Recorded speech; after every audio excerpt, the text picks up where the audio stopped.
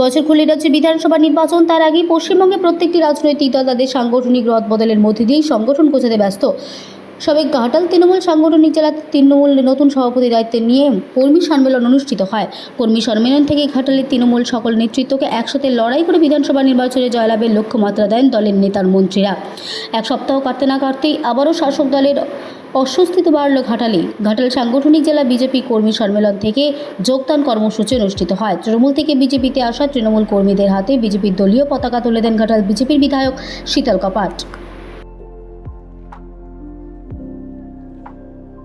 তৃণমূল থেকে আমাদের মনসুকা যে 4 নম্বর অঞ্চল, ওখানে একজন পঞ্চায়েত সম্মানীয় শুভেন্দু হাজরা মহাশয়, আর তৃণমূল থেকে খড়ার পৌরসভার 9 নম্বর ওয়ার্ড থেকে তুফান চৌধুরী এবং 12 নম্বর ওয়ার্ড থেকে তৃণমূলের দীপক মান্না, সোনা মল্লিক আর সুধাকর সানকি, আর সিপিএম থেকে এসে খড়ার পৌরসভার 8 নম্বর ওয়ার্ড থেকে সম্মানীয় রঞ্জিত সামন্ত মহাশয়। প্রত্যেকে বিজেপিতে স্বাগত জানায়। এটা আমরা এই তো মাত্র ট্রেলার দেখিয়েছি। এরপর আগস্ট মাসের মধ্যে তৃণমূলের অনেক পঞ্চায়েত, অনেক নেতা ভাঙবে, আর 2026-এ 100% নয় 200% সরকার করবে, শুধু সময়ের উপর। বর্তমানে আমি ভারতীয় জনতা পার্টি জয়েন করলাম মোদিজির উন্নয়নকে আগিয়ে নিয়ে যাওয়ার জন্য।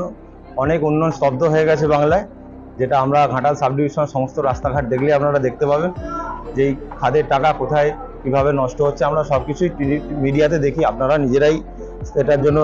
নামক যে ছেলেটি আমাদের, ও পঞ্চায়েতের আগে ও বিজেপি করতো, তো পঞ্চায়েতে ওই বুথে আমাদের জয়যুক্ত হওয়ার জন্য আমাদের ছেলেরা বলল, ওকে যদি আমরা তৃণমূলে আইনে যদি প্রার্থী করতে পারি তাহলে আমরা ওই বুথটা জিতব আর ভালোভাবে জিততে পারবো।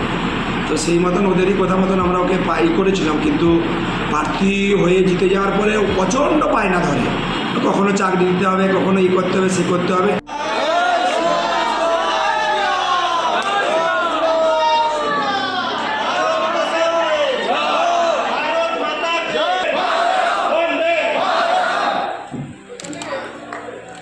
বিজেপি জিয়াতন, বিজেপি বিজেপি বিজেপি জিয়াতন।